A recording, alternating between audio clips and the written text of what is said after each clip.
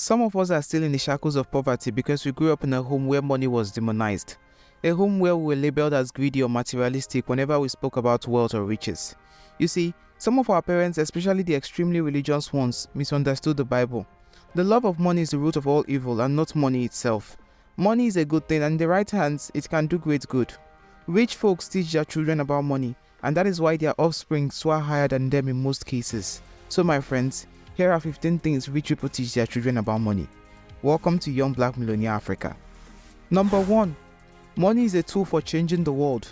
Like we said before, a lot of us are still in the shackles of poverty because we grew up in a family where money and wealth were constantly demonized. Money is a good thing, and rich people teach their children that it is a tool for changing the world. And having a positive idea about money motivates them to learn about it and how they can acquire wealth. There's little a poor man can do to better the world. Most times you need to be financially stable to be able to make an impact in the world. Reports have it that Bill Gates donated more than $50 billion to eradicate diseases, promote education, and advance gender equality. He wouldn't have been able to make such a profound impact if he had been struggling financially. Dear parents, talk to your kids about money. Tell them the wonderful things they can and should do with money. Let them know that wealth isn't a bad thing, and in the future, you'll be grateful you did. You are not entitled to anything. If you want to achieve something significant in life, get rid of the entitlement mentality. Nobody owes you anything. Every successful person you see today worked hard for what they have. The entitlement mentality is defined as the sense of deservingness or being owed a favor when little or nothing has been done to deserve special treatment. It simply means feeling like someone owes you something. Having a sense of entitlement will restrain you from reaching your full potential and render you susceptible to mediocrity. If you need help, ask for it, and when help is rendered to you, thank the helper. Utilize the resources given to you wisely so you won't have to ask another day. And if help isn't rendered to you, move on. Some of us think that those who didn't help us are probably going to end up miserable, but chances are it won't happen. They will end up fine and thrive even more. You don't own the world, so you don't get to decide the fate of people. Rich people teach their children that nobody owes them anything and that they should strive to make their own money. They grow up with this mentality that the world doesn't revolve around them and that they must find ways to be independent so they don't become a burden to someone. And here's a secret that most people don't know. Striving to be financially independent can lead to wealth. Never work for money. If you've read Rich Dad Poor Dad by Robert Kiyosaki, then you should know about this one. The first rule in this wonderful book, which we think you should check out sometime, is the poor and the middle class work for money. The rich put their money to work. This simply means that poor people exchange their time and energy for money, while rich people use their money to make more money. To the poor, it's all about going to school, getting a job, working their ass off every day to get a promotion, which will enable them to earn more. Then at some point in their life, they get married, begin to have children, and live a mundane life till they eventually transit to the underworld. And that's the end. It's different for the rich. Rich people allow their money to work for them by buying or investing in income-generating assets such as stocks, real estate, mutual funds, businesses, bonds, and cryptocurrencies. To get rich, you don't necessarily need to be the most hardworking. You just need to work smart. Working smart in this context means setting up systems that will help you earn more money with little work. Wealthy individuals teach their children that one can never get rich working for someone. They teach their children never to work for money, rather they should make money work for them. One fact about money is that it can multiply. Your $1 can become $100 tomorrow if you invest it wisely. Next up, your network is in your net worth. The phrase your network is in your network means that the connections you make and maintain throughout your life can greatly impact your financial success. Two factors determine how far you go in life, and they are what you know and the people you know. What you know won't take you as far as the people you know will. This is why you can meet all the criteria for a job, and one random person who isn't half as good as you will end up getting the job. If you want to achieve your highest aspirations in life, you must invest in building valuable relationships. Ignore these motivational channels telling you can make it all alone. You cannot. You are human and your capabilities as an individual are limited.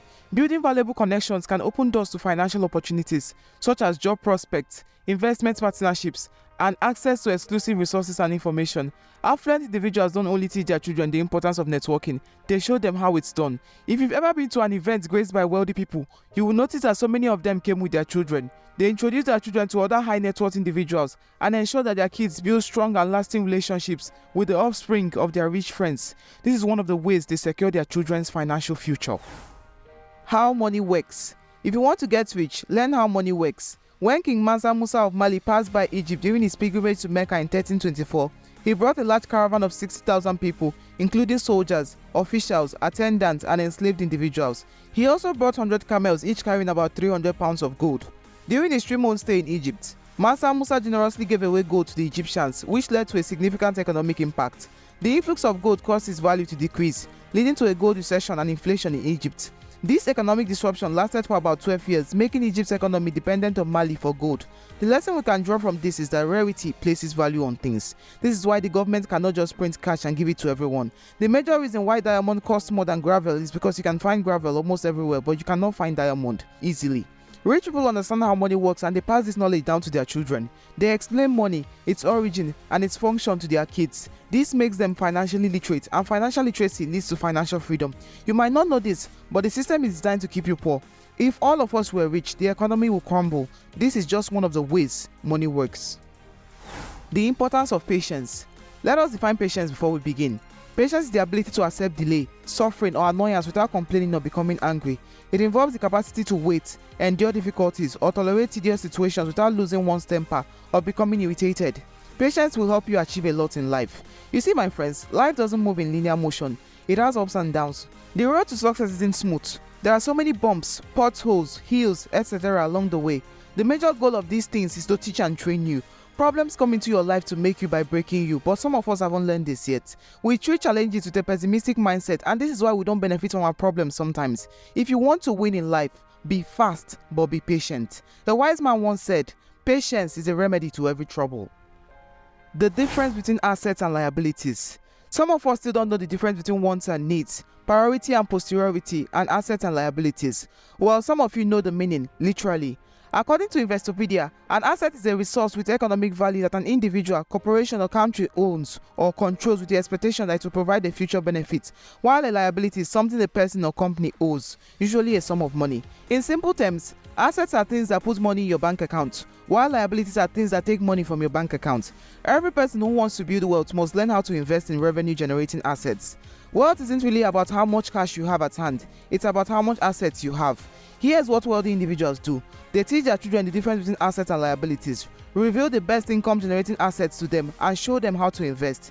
Average people spend first and sometimes invest or save what's left, but rich people invest and spend what's left. They invest first, and when the investment begins to generate profit, they can spend it on whatever they want to. Some wealthy people who mean business even reinvest a part or the whole of their profits and allow compound interest to work in their favor. So my dear exceptional beings, don't spend that $1,000 on the new iPhone yet. Invest in an income generating asset. Stocks, bonds, rental properties, savings accounts, businesses, and index funds are examples of revenue generating assets. Invest in them. Hi there. If you've gotten to this point, please consider liking this video. And one more thing, we want to thank you for embarking on this journey with us and for taking out time to watch our videos. We promise to keep dishing out value-packed content aimed at positively changing your life. Thank you for being part of our family. We love you. Now let's get back to your video. If you want to get rich, solve people's problems. The problem most of us have is that we think opportunities always come looking all nice and clean. This is not the reality. Opportunities come to us in form of problems, and our ability to solve these problems determine if we'll be successful or not. Before Facebook's debut, connecting with people around the world was a very difficult task. Mark Zuckerberg and his team realized this and moved on to build a platform that would let people find and connect with the people they cared about. According to him, he never intended to build a company. Another example of people who got rich from solving problems is Brian Chesky and Joe Gebbia. These two recognized that local hotels were oversold due to a design conference, so they rented out space in their apartment to out-of-towners, and this led to the founding of Airbnb. Today, Brian Chesky is said to be worth $9.8 billion and Joe Gebbia $8.8 billion. This might sound crazy or weird, but we'll still say it. Never chase money, chase problems. The world is filled with numerous problems, and people will gladly pay anyone who can solve these problems for them. Rich people teach their children to face problems and use them as stepping stones to greatness. Next up, money solves most problems. Listen, money might not be the most important thing in the world, but it affects everything that is. We learned that from Rich Dad Poor Dad by Robert Kiyosaki. With money, you can get good food, shelter, better clothing, security, access to better health facilities, access to better education, freedom, and even confidence. And if you ask me, I will say these are the most important things in the world. Rich people teach their children that money is important because it affects everything important, and knowing this enables them to view money in a more positive and constructive light, which in turn drives them to make more money and get rich. How to use debt. There are two kinds of debt, and they are the good debt and the bad debt. Good debt refers to debt that is used to finance investments or purchases that have the potential to increase in value, or generate income over time. This type of debt is considered beneficial because it can help individuals build wealth, improve their financial situation, and achieve long-term goals. Bad debt, on the other hand, refers to debt that is used to finance purchases that do not increase in value or generate income.